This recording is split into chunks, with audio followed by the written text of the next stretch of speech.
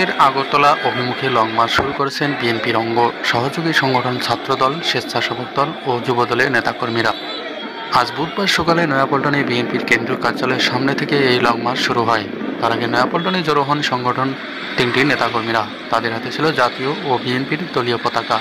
কেন্দ্রীয় ছাত্রদলের যুগ্ম সাধারণ সম্পাদক মমিনুল হক জিশান বলেন, নয়াপল্টন থেকে লং মার্চ শুরু হয়েছে। বাংলাদেশের দূতাবাসে হামলা, পতাকা অবমাননা, ভারতের মিডিয়ায় বাংলাদেশের বিরুদ্ধে আমাদের এই লং মার্চ শুরু।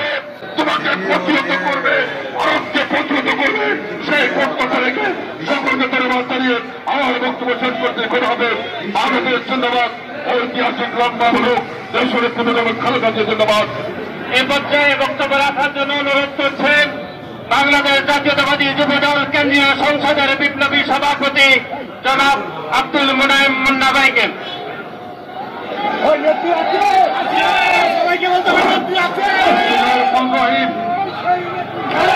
ভারতীয় আধিপত্যবাদ,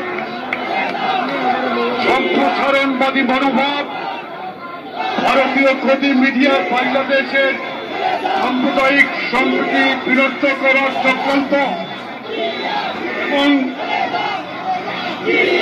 যাকে বাংলাদেশের পতাকার অবমাননা, বাংলাদেশের সরকারি হাইকমিশন আগরতলায় ভারতের উগ্রবাদী গোষ্ঠী কর্তৃক যেই হামলা হয়েছে, আমরা তার তীব্র নিন্দা জানাই এবং আজকে এই প্রতিবাদে আমাদের শান্তিপূর্ণ লং মার্চ কর্মসূচি, এই